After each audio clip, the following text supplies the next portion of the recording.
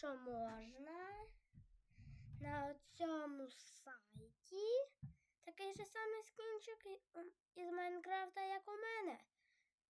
Копіруйте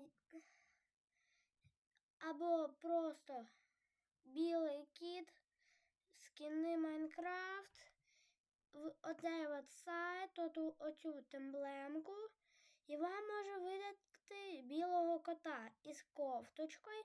Нажимаєте, там нажимаєте на будь-якого з цього котів, який вам подобається. Ну, наприклад, мені сподобався чорний. Я його і на оцю от кнопочку завантажити.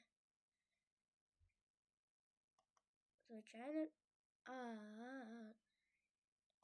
Ні.